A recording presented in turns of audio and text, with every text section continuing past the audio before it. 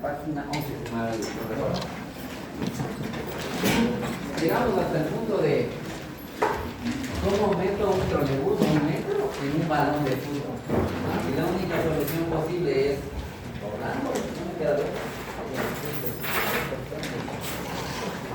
Y le cogemos al ADN como la máxima extensión posible del material genético humano. Hay un primer nivel de compactación. Y para ese nivel de compactación, el ejemplo que puedo utilizar, yo estaba buscando algún collar por ahí, pero no veo ninguno así, no importa. No sé si hayan visto, su generación no es de estas, sus papás ya son de otra onda, por eso ustedes terminan como terminan. Uno es el resultado de cómo la crían, así de fácil. Quien les habla con sus papás y completamente con su mamá, aprendió en alguna época a rezar el rosario en latín. Algo me acuerdo todavía. Y cuando había que rezar este rosario, y me quiero referir completamente al rosario, es una cadenita con varias cuentas alrededor. No sé si lo hayan visto. Ya, ok. El primer como nivel de compactación es así. Literal. Hilito, bolita. Hilito, bolita, hilito, bolita, hilito, bolita. O si quieres hacer algo más alineado, un collar de perlas. Ella ha tenido algo parecido, ya, ok. Hilito, bolita, hilito, bolita, hilito, bolita, hilito, bolita. Chévere. Según los mexicanos, ellos tienen el rosario más grande del mundo plasmado en una iglesia. Okay. Lo conocí, si es nosotros. Okay. Para enrollarse como esas bolitas, necesitamos proteínas que permitan ese enrollamiento de la hebra de ADN de casi 2 metros y pico. ¿Alguien se acuerda el nombre de cómo se llaman esas proteínas que permiten?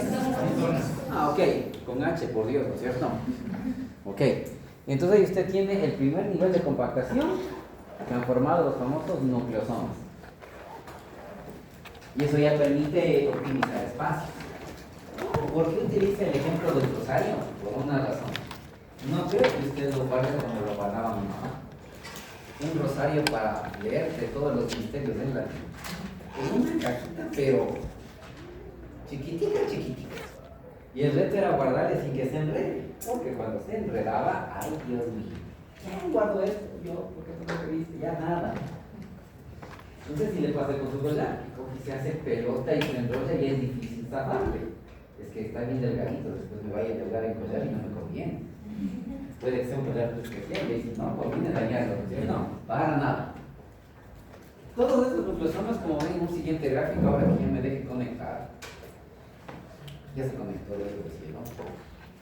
Se enrollan, como cuando uno guardaba ese rosario en la cajita imposible que la mamá de uno le daba. Y ese siguiente nivel de compactación tiene un nombre. Solenoide, con ese. Déjame poner en el disco para que ya le pueda dejar el fondo. Solenoides. Le dibujo, le va a dar algo. Le va a dar algo. Siempre tengo mis españoles cerca. No son la imagen que ella tenía ahí. Me va a dar algo. Me va a dar algo. Quiero ver las imágenes, con las imágenes y conversando. Son las imágenes ahí, me va a dar algo.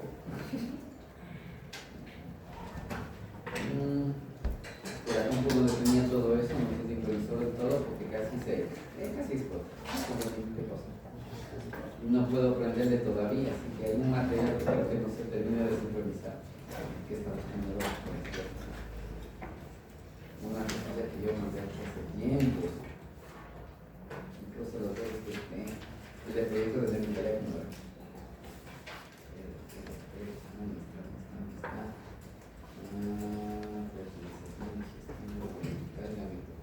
¿Qué está buscando? Otras imágenes de esto.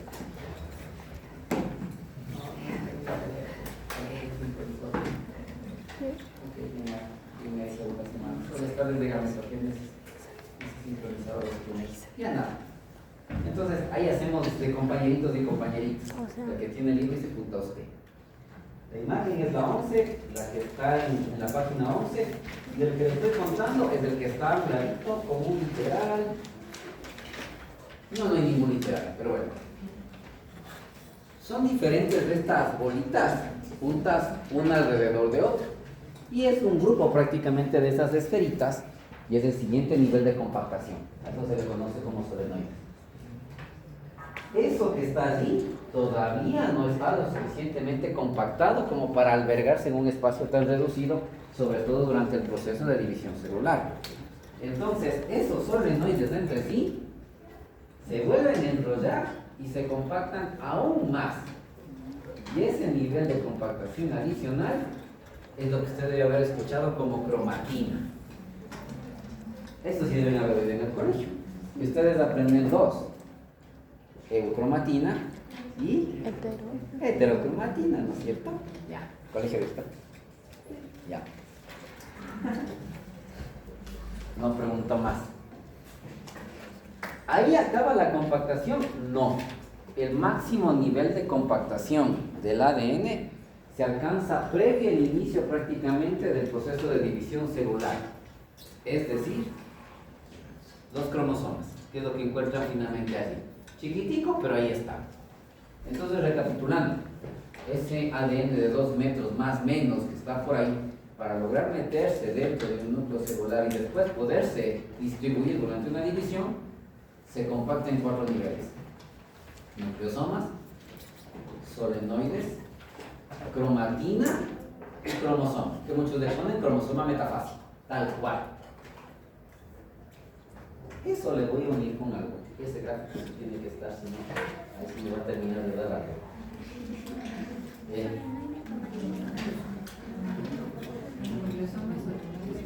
Nucleosoma, solenoide, cromatina y cromosoma.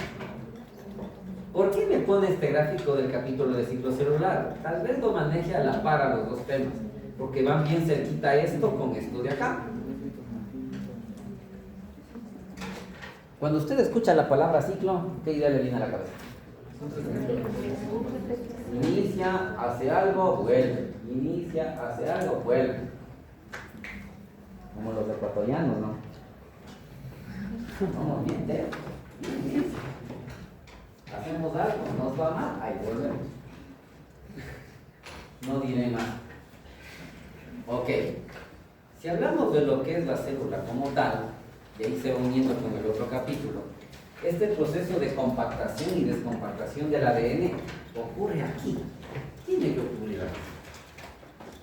Si usted aprende de todo este ciclo que la fase M de división tal cual solo es este pedacito de acá, todo lo demás ocurre por acá afuera y en un tiempo mucho más largo.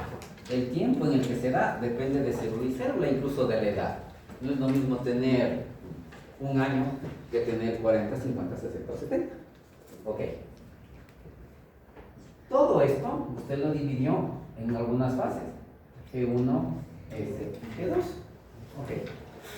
Aquí ya lo conversaremos con más detalle cuando ya estemos con más énfasis en esta partecita. Se da todo ese proceso de división mitótica, raya meiótica, y empieza algo por acá. ¿Qué me podrían contar de esa etapa G1 que ocurre en este ciclo celular? Se dice se condensa. ¿Qué más pasa? Ok, hay una preparación en donde las organelas se incluyen para el proceso de división, puede ser. ¿Qué más? ¿Qué? La célula crece. ¿La célula qué? Crece. ¿Qué más? Se empiezan a sintetizar proteínas. ¿Qué no me están contando? Porque quería que me cuentes qué pasa con el ADN aquí.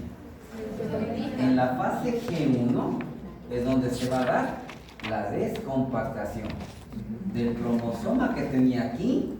Aquí empezará el proceso inverso: cromosoma, cromatina, solenoide, nucleosoma, para llegar acá con un ADN totalmente abierto, para que totalmente abierto pueda darse, el proceso que usted tiene aquí, exactamente en la página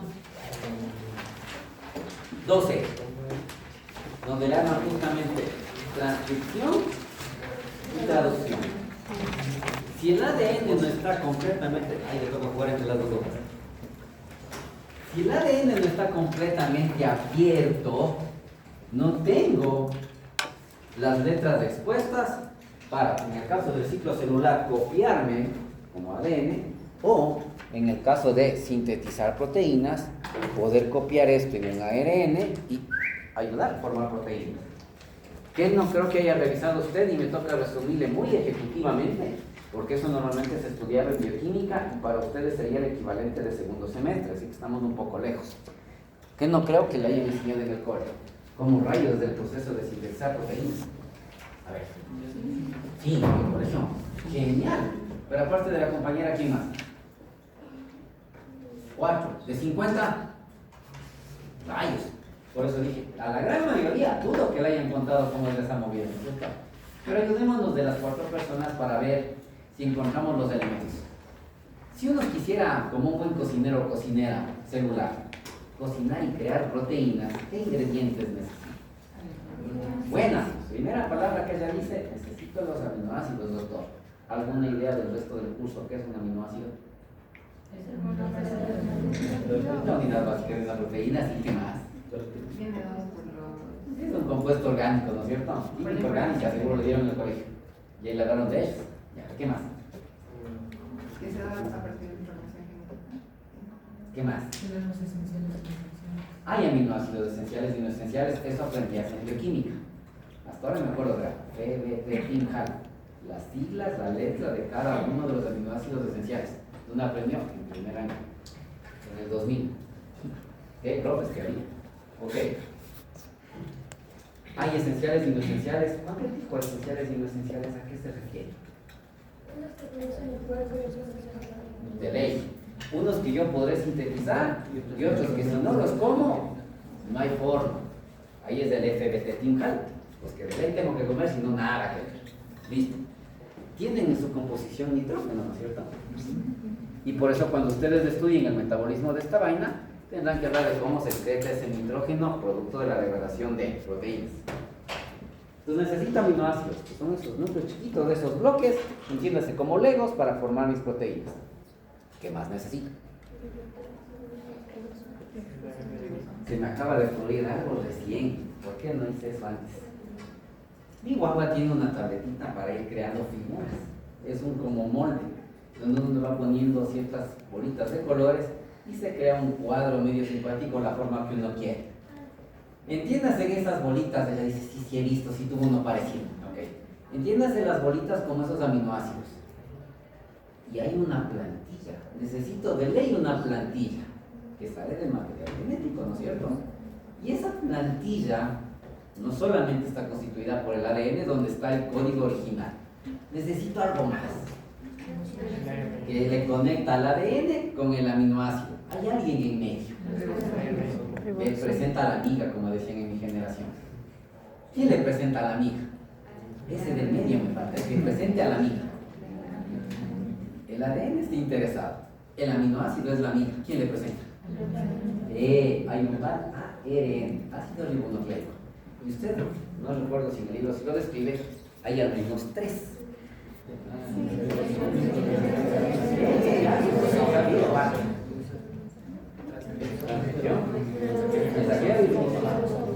Cada uno con un rol en particular, ¿no? Por ahí salió una palabra interesante y que falta cuando usted me dijo. Apareció el término ribosoma. ¿Qué es eso? Es una organela ya.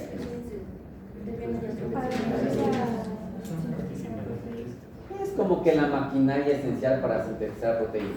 Y los ribosomas humanos se caracterizan por tener 2 subunidades. Mayor y menor. O en unidades Svelberg, me parece que es como se pronuncia. Un término escandinavo, creo. No, primera vez, de ahí en estos términos. Se les representa como una letra S. Los ribosomas humanos y bacterianos. Si le dibujásemos sería más o menos así, ¿verdad? Algo que así. Y a veces le dibujan como algo aquí más grande y se ponen unas líneas por acá. Y cada subunidad del ribosoma puede representarse como una letra S y un número. Las bacterias también los quieren, sintetizan proteínas. ¿Alguna idea?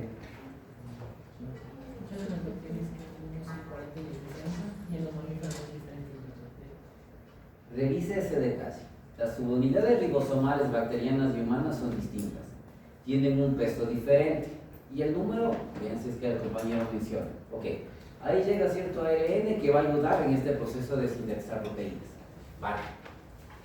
Viene por ahí un ARNT. ¿Qué va a hacer? Presentarle a la amiga. Le agarra a la amiga áreas de aminoácido a través de un enlace que les conecta. El término por ahí es triplete o codón. Triplete es 3 ¿qué? Bases nitrogenadas. Eso sí ya no me acuerdo. En bioquímica me torturaban con eso. Tocaba aprenderse una tabla y le enseñaban, según la secuencia de 3 letras, más o menos afinidad por algún aminoácido. Entonces había más de un codón para un aminoácido. Y según qué 3 letras estaban por ahí exponiéndose, le cogía a ese o aquel. Va llevando ese aminoácido y aquí hay una plantilla con ese ARN. Y según la plantilla, el de acá llega, pone el aminoácido, se mueve la plantilla, otro aminoácido, sigue la plantilla, otro aminoácido. Pero no puede ser eterno el proceso. Existen los famosos codones o tripletes de paro o de parada. 3 secuencias de letras que dicen hasta aquí la proteína. ¿Ok? Y hasta ahí llega. Ahí prácticamente está resumido, traducido, que es el término prácticamente de traducción, lo que está ahí en ese libro y que usted tendrá que estudiar con más profundidad en bioquímica, en genética y biología molecular. Por eso le dije, resumen ejecutivo. ¿Algo que nos quiera preguntar por ahí? Entonces, recapitulando. Aquí se condensó, llegué hasta cromosoma acá. Fase G1 tiene que descompactarse, si no, no puedo leer el código, no será posible. Hasta ahí llega la cromatina. Cromosoma, cromatina, solenoide, nucleosoma, y aquí tengo que tener el ADN estiradito, totalmente estirado, con ciertas enzimas que usted va a estudiar. No sé si el nombre está ahí, no me acuerdo. Topoisomerasas, es el término exacto. Y otras más, se van a dar una serie de procesos que permitirán esto. Coger el ADN, abrirle, usarle como plantilla, y si me voy a dividir como célula, duplico mi material genético. Ya lo veremos con más detalle. Si lo que en cambio voy a hacer es crear una nueva proteína, servir como base para que se cree el ARN como tal y cumpla sus roles ribosomal, de mensaje o de transferencia. El de transferencia nos interesa un poquito, porque es el que expresa estos tripletes o codones, 3 secuencias de letras que tienen más o menos afinidad por aminoácidos. Según la secuencia de letras, agarra alguno de estos aminoácidos, lo lleva, y según la plantilla que está en el ribosoma, va poniendo el aminoácido que corresponde. Tac, tac, tac. En algún momento en esa plantilla de ARN aparecen 3 letras que dicen hasta aquí. Y una vez que aparece esa secuencia de 3 letras, se acabó la proteína. Después viene algo más que usted estudiará en otro tipo de materias. La modificación post-traducción. ¿Qué pasa? Estas proteínas pueden ser cortadas. Le doy un ejemplo básico. La insulina, seguro han oído de eso. Tal vez saben para qué sirve. Ya, tiene que ver con el metabolismo de una tal glucosa por ahí. No sale como insulina. El nombre completo de la proteína sintetizada es preproinsulina. Y conforme van avanzando en su proceso de modificación, después de haberle creado, van cortándole pedacitos. Hasta que ya queda la insulina. Incluso a uno de esos pedacitos, no sé en qué trabaja el compañero, que trabaja en tal lugar, lo medimos en laboratorio para tener una idea aproximada de cuánta insulina tiene ese ser humano, un tal péptido C. Híjole, ya la ven japonés, no te su mirada. Entiéndase nada más que una proteína no es tan funcional apenas si se sintetiza. Puede, y de hecho va a ser modificada de varias formas. Puede ser que le corten pedacitos para que ya quede la proteína que tiene que funcionar. ¿Alguien hace empanadas? cocina, come. A veces queda un poquito más largo el borde, ¿no? Del corte al borde. ¿Cierto? Piensen en una proteína así, me queda un poco más largo por aquí. Le recorto. Le decoro. Y ahí viene parte de la modificación post-traducción. Varias de esas proteínas se unirán con otro tipo de compuestos en las organelas celulares para volverse más funcionales. Le pongo un azufre por aquí, le pongo un nitrógeno por acá, le combino con un carbohidrato por aquí. Oigan términos como es una glucoproteína. ¿Gluco a qué suena? Glucosa. O sea, a esa proteína le combiné con un carbohidrato y eso le da más o menos función. Todo eso se sigue dando. ¿Ok?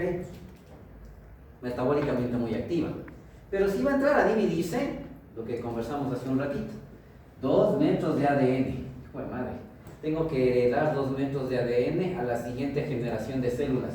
Está difícil. ¿Y si le hacemos más chiquito para heredarle? Empezamos. Nucleosoma, solenoide, cromatina y llego acá, cromosoma. En la fase G2 le compacto. Ahí se hace el proceso de compactación. Y de ahí viene la otra cosa que necesito que usted me haga recordar. No sé si dice esa parte, estoy desnudo. Las compañeras del semestre anterior ya cacharon qué imágenes está buscando el doc. No asoma, no se sincronizaron en la puerca computadora. Y la otra no le puedo prender so pena de que explote. Dilemas de la vida. ¿Qué esquema está buscando doc?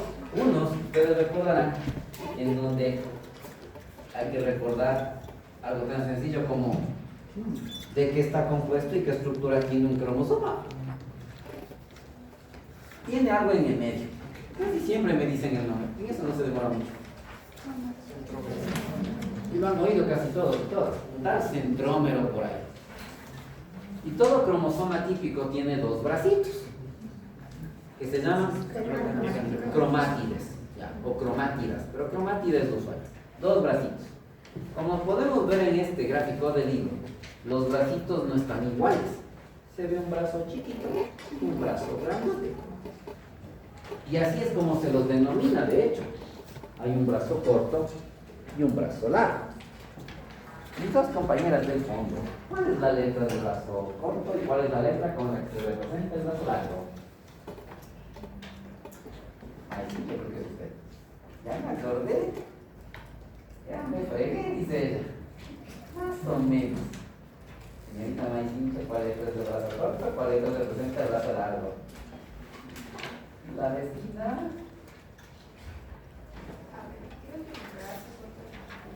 Y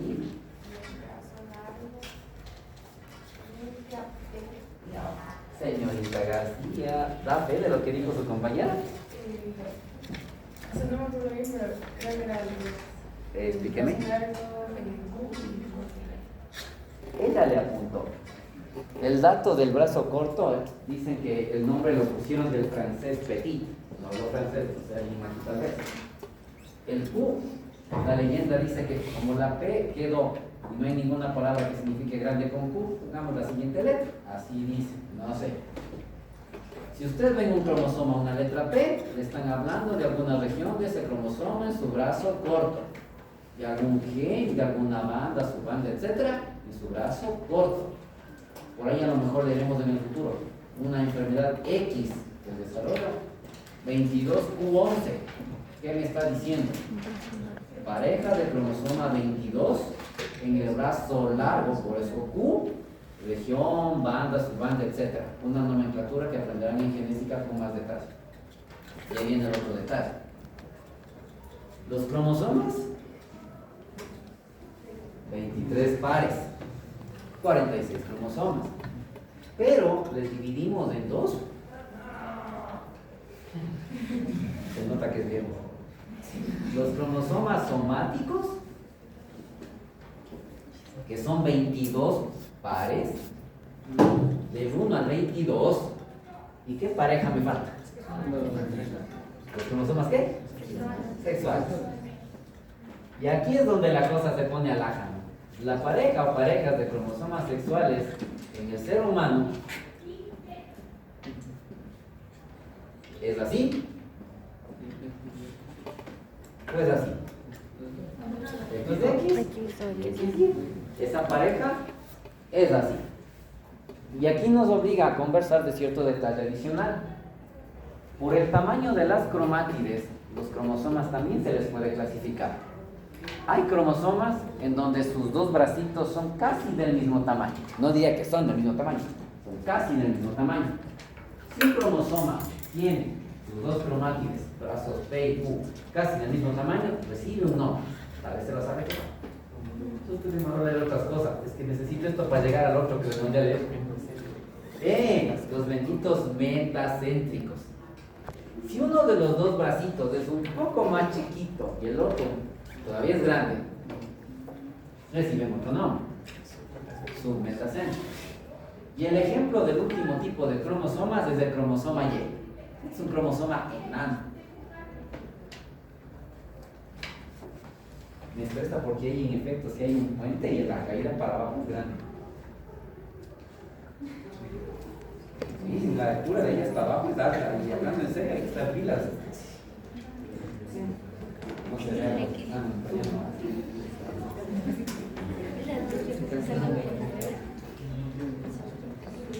Lo que menos nos falta, Dios no quiere, y toco madera, después de todos los escándalos que hemos tenido como facultad y universidad, que me vengan como un femicidio en la facultad. O sea, tampoco. Estoy hablando en serio, le digo. No me deporte la discusión en ese paso.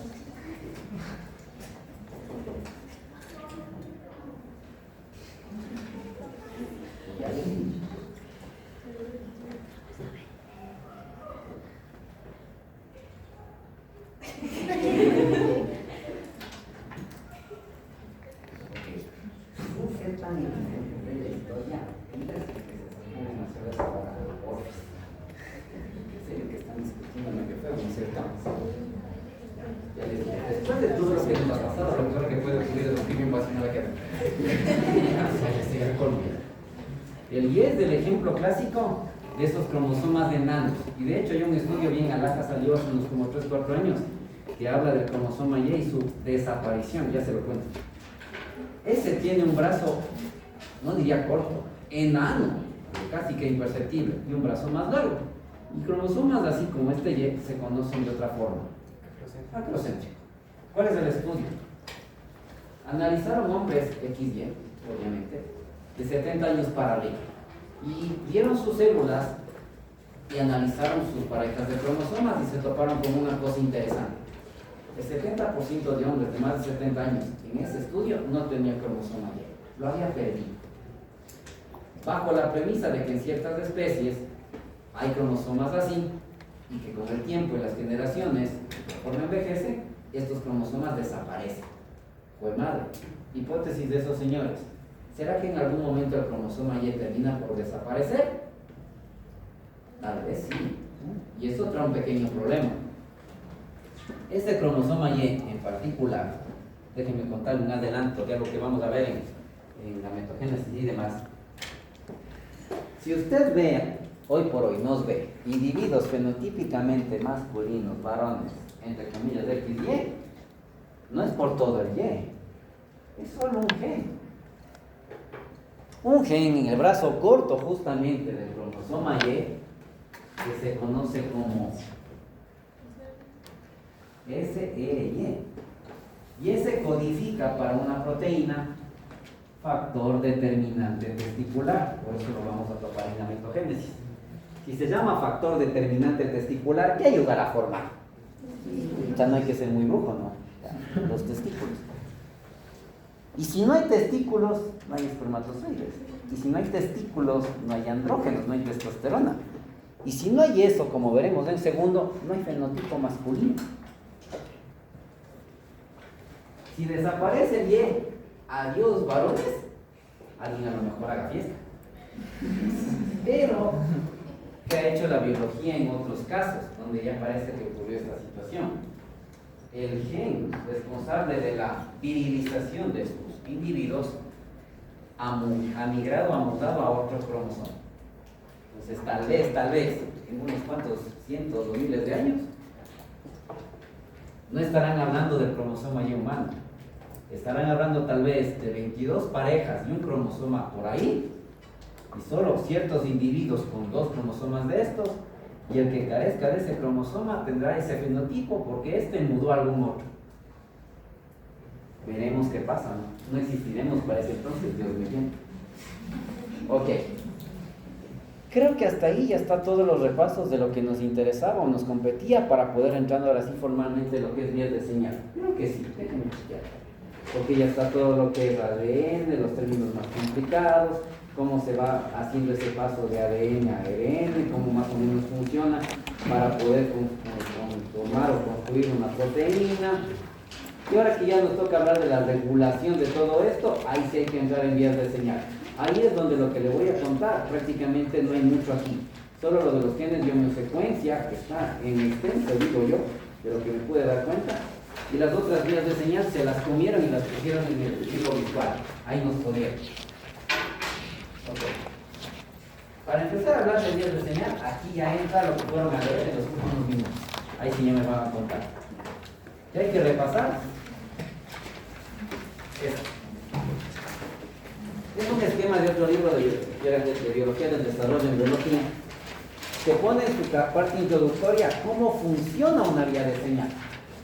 Ahí es donde están los términos que le pedí buscar. Membrana celular. Y la membrana celular, bueno, la superficie de toda la célula, se expresan una serie de moléculas. La que nos interesa actualmente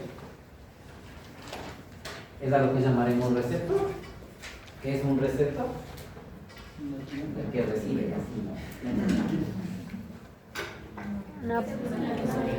Es una proteína que es especializada. ¿Qué? Es una proteína especializada que, si se dan cuenta, atraviesa la membrana. Por eso encontrarán los términos dominios. Tiene un dominio parte extracelular, uno transmembrana y uno intracelular. Y que capta un mensaje. ¿Algo más? Actúa como un interruptor biológico. ¿A qué se refiere con esto de interruptor biológico? Que logra conectarse con algo para crear una cascada o de señales. Prendido, apagado. Prendido, apagado. Apagado, el receptor estándar. Llega el mensaje, se encendió el interruptor, activa una serie de mensajes intracelulares, ¿no es cierto? Interruptor. ¿Qué más? ¿Algo más? Dentro de estos receptores hay algunos que ya son constitutivos de membrana. Híjoletes, ¿qué quiero decirle con eso? Hay receptores que son constitutivos de las membranas celulares. ¿Cuál es el mensaje? Son necesarios. Son necesarios. Son especiales. ¿Son qué? Son esenciales. Son propios de la membrana. Ya están ahí. Ya están ahí. O sea, la membrana está ahí. Están. Y otros receptores son inducibles. No están ahí visibles y algo estimula que esas cerraduras aparezcan. Ojo con ese detalle. Hay receptores que reciben el mensaje y, a través de, como dijo la compañera, la activación de una serie de vías, mandan el mensaje hasta el núcleo celular, que es lo que nos quiere decir este esquema. Otros son más arrechos. A ver, su mami le manda a hacer un mandado y le dice: dile esto al señor de la tienda. Más o menos es así. Confían tanto que le dicen: vale, mi hijo, mi hija va a poder llevar el mensaje al señor de la tienda. Yo me quedo en la casa y él sigue con el mensaje hasta el señor de la tienda. Pero hay papás y papás. Y, no, mejor voy yo. Ya le pasó. Sí. Al que no le pasó, no ha vivido en este mundo. Sí, ya me pasó. Qué feo que es cuando le pasa eso a uno, ¿no? Porque el mensaje del fondo, ¿cuál es? No confío. Ya, pues, ya se nos dio y ahí uno se siente chiquito, pues, ¿no? Chiquita. Hay receptores que son así. Captan el mensaje. Aguanta, yo voy. Y se van, se meten y van con el mensaje hasta el núcleo. Tan arrechos que se unen con el material genético para hacer ese encendido o apagado de genes. Adivinen quién es así de arrecho. No van a creer qué tipo de sustancias funcionan así. Se van a ir de patas cuando les diga para eso. ¿Se acuerdan? Estudiamos full en ciclo reproductor femenino. Con eso le dije todo. Señorita Moisés, ¿quiénes serán? ¿Quién será ese mensaje que se va con mensaje receptor y todo hasta adentro? Las estudiamos full en ciclo reproductor femenino. Lo tienen los individuos XX fenotípicamente aquí sentados. Les dominan a ustedes cada cierto número de días. ¿Cómo que quién? Los estrógenos. Las hormonas esteroideas funcionan así de confiables son. Véanle nomás. Todas las hormonas esteroideas. Y ahí sí amplía un poco. Los estrógenos son parte de esas hormonas esteroideas. Tienen un núcleo esteroidal, me adelanto un chance, a base de colesterol. Todas las que tienen ese núcleo básico funcionan así. Así que los estrógenos funcionan así. El cortisol funciona así. ¿Sí? Se basa. En segundo lo veremos. En segundo le asustaré con una diapositiva donde está la vía metabólica de síntesis de todo esto. En segundo, lleguemos a eso. Por ahora sepa que hay unas que reciben el mensaje, se quedan ahí, activan mensajeros internos y siguen hasta el núcleo. Otros más reservados o menos confiados, si quiere decirlo así. Recibo el mensaje, me desprendo de aquí y me voy con el mensaje. El objetivo final es activar o inhibir genes. Ojo, no es solo activar, también hay que bloquear. Recuerden que las células en desarrollo están con todo el mapa genético activo, pero no todos los genes que tenemos al inicio se van a activar en los diferentes linajes celulares que tenemos. El hueso, lo del hueso, el músculo, lo del músculo, el cerebro, del cerebro. Habrá mensajes que digan, ok, activa o sigue activas con las vías que van a hacer que te vuelvas neurona. Vos ya no, vos bloquea esas, pero actívame las que te van a volver músculo. Así que este proceso es para activar o inhibir genes. ¿De hecho? Receptor. Siguiente concepto. La jefa mencionó esto. Alguien que no sea la jefa que me cuente que es un ligando. Una molécula de señal. ¿Qué más?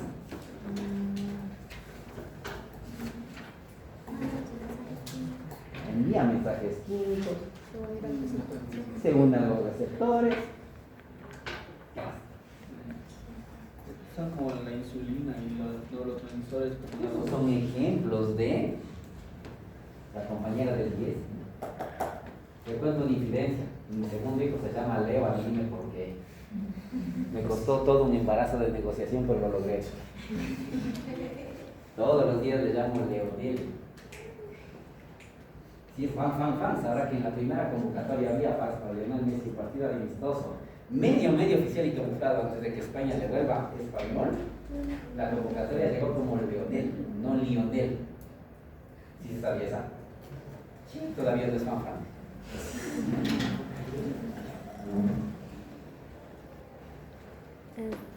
¿Qué más?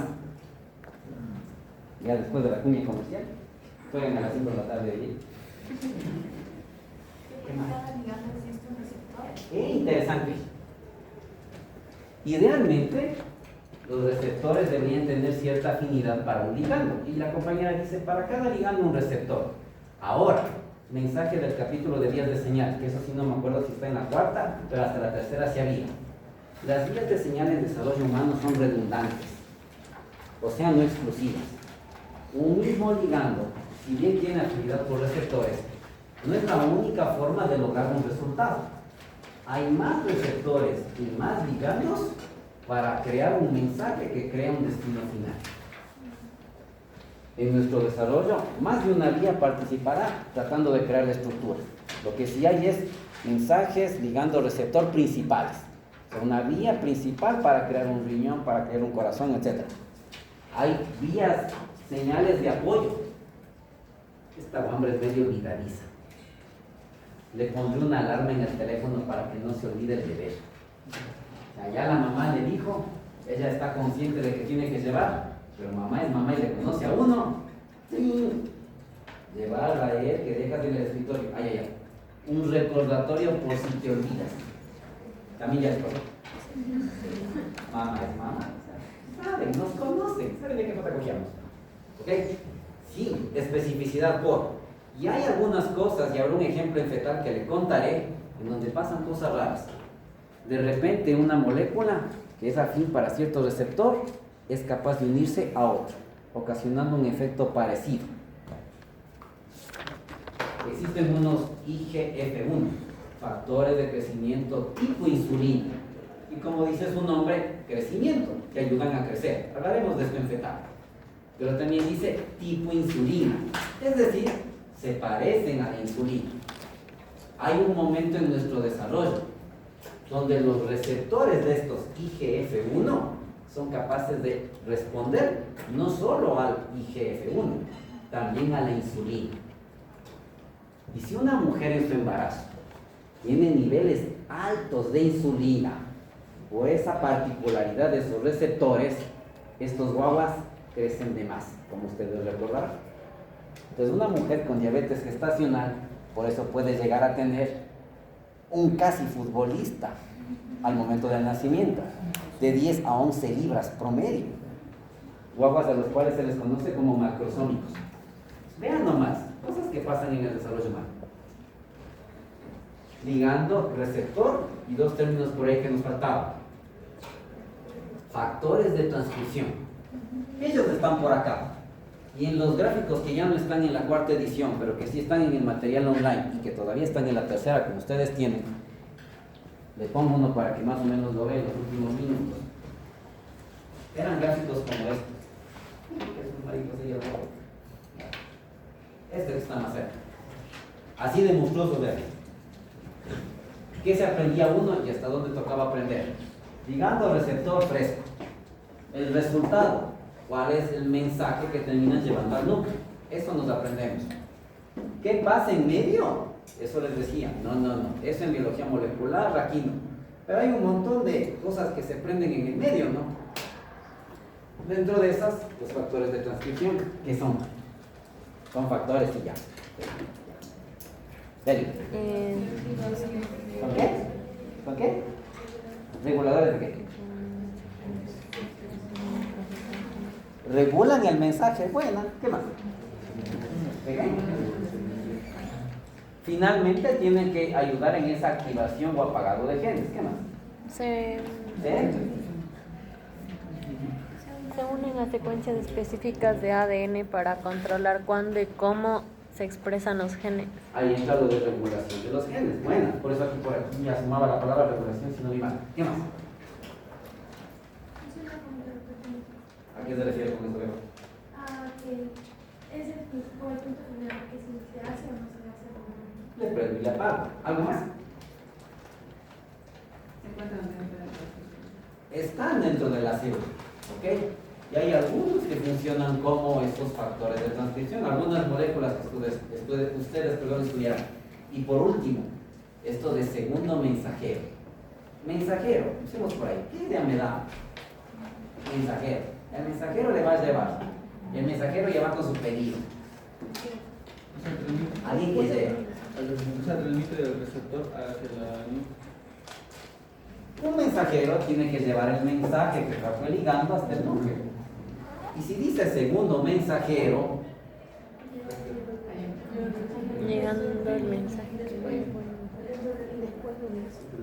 la historia dice que en la época de la Segunda Guerra Mundial, el hecho de que no hablemos alemán a nivel del mundo, se lo debemos a un escuadrón de palomas. Me quedan viendo con una cara de ¿qué? Ay, es una película animada que habla de la historia de ese escuadrón de palomas que recibió condecoración. En ese entonces no había WhatsApp, correo electrónico, nada. ¿Cómo llevabas el mensaje de aquí a acá sin que te maten? Los mensajeros y dentro de estos palomitas. ¿Y qué tenía el enemigo? Águilas. Ellos tenían un escuadrón de águilas. La película se basa en eso. la pelea, el escuadrón de águilas de los alemanes y el de palomas de los aliados. ¿Qué infancia tú? Por lo que veo yo una mejor, creo. No sé, perdón por hacer la ok. Viene el mensaje principal ligando receptor. Ya, ok. Si estoy en una guerra, por decirlo así, chúpticas en el camino me dan el mire y no llega el mensaje. Ok, mandemos eso por otra vía, por otra ruta, por otro y con otro mensajero para que llegue. El mensaje principal lo mando con un soldadito y su escolta. Chuta, al soldadito y la escolta le van a seguir y los francotiradores le pueden dar el mire. Pero ya la paloma está más difícil, ¿no? Se ponga el mensajito, le enrolla y te fuiste, paloma. Que alguien esté pendiente de que esa paloma es la que lleva el mensaje. Pero que este soldado lleve el mensaje, no, para este sí me lo bajo. Si algo por alguna razón bloquea el mensaje principal, un segundo mensajero, en teoría podría llevarlo hasta donde tiene que llegar. Más que hacer eso, el segundo mensajero, como ya aprenderán, potencia el mensaje principal. Porque es rarísimo que esto suceda, que se bloquee esto y esto no. Si se bloquea esto, casi siempre se bloquean las dos cosas. Este de aquí le potencia la intensidad de ese mensaje. O sea, reafirma lo dicho. Un ejemplo de estos es como el ion calcio actúa como segundo mensajero. Hay otras sustancias, y le doy un apellido, son cíclicas. Las sintetizamos intracelularmente y son clásicos segundos mensajeros. No. Nucleótido. Más o menos, casi no. Son 3 letras. Por ahí. Sin el T. AMP cíclico, adenosín monofosfato cíclico. Y hay un GMP, adenosín monofosfato cíclico. El AMP cíclico y el GMP cíclico, calcio, y así glicerol y un montón más, inositol trifosfato, etc., actúan como potenciadores de señal o segundos mensajeros. Con todo este repasote, ya la siguiente me voy a concentrar en contarles las vías de señal, principal ligando, principal receptor, y lo que más nos interesa, los resultados finales. Cuando esta vía activaba tal cosa en un embrión o en un ser humano, esto. ¿Dónde encuentran eso? Ahora en la nueva edición, está en el parte virtual. ¿Quieren ver el físico? Está en la tercera edición. En la nueva solo tengo de 8.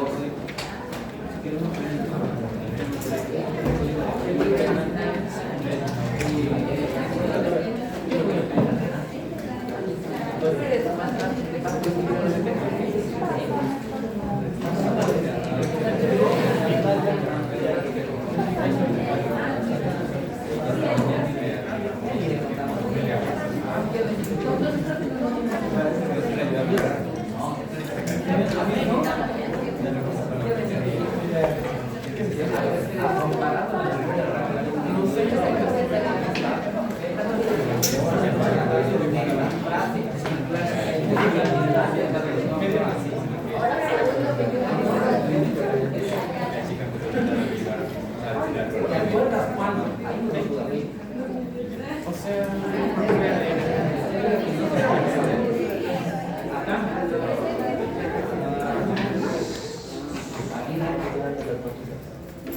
Almeida, vaya sin encuentro.